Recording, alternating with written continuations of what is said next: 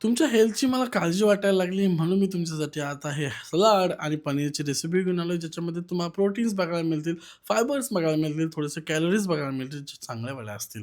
मित्रांनो, सुरुवातीला 200 ग्रॅम पनीरला असे कट लावून घेतोय आणि याच्यावरती थोडंसं टाकतोय आपण थोडंसं मस्त ब्लॅक पेपर, मस्तपैकी हळद, मस्तपैकी लाल पावडर म्हणजे मिरचीची पावडर, थोडंसं टाकतं तेल फुसफुस करून आणि त्या दोन्ही साईडून असं कोटिंग करून घ्यायचं आहे. याला आपल्याला फ्राय करायचं आहे. तत्पूर्वी आपल्याला काकडी आणि गाजरला कट करून घ्यायचं आहे. आता मी हा ना एक सोलर मागवलेला, सोलर्स बोलतात ना याला. त्याच्यातून असं मस्त ते लांब असे नूडल्ससारखे काकडी निघतात. मजेदार वाटते बघायला. याला जुलिजन्स काहीतरी बोलतात, ठीक आहे. त्यानंतर आता मी काकडी आणि गाजर दोघांचं करून घेणार आहे काम 25.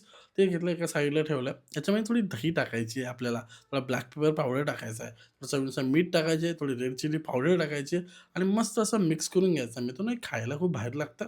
त्यासोबत तुमची डाएट पण होते, पोट पण भरतं आणि मजा पण येते. पॅनवरती थोडासा स्प्रे करायचा ऑइलला. तो जो पनीर आहे त्याला आपल्याला मस्त शॅलो फ्राय करून घ्यायचा दोन्ही बाजूनी आणि मस्तपैकी सर्व्ह करायचा आहे. मित्रांनो, हा वाला सलाड आणि पनीर जर तुम्ही समजा मीलमध्ये 3 टाईम जर खाल्लत, नाश्त्याच्या टाईमला आसपास, तर तुमचं पोट तर भरणारच आहे. प्लस तुम्हाला हेल्दी पण मिळणार आहे फूड खायला. सो तुम्ही हा ट्राय करू शकता.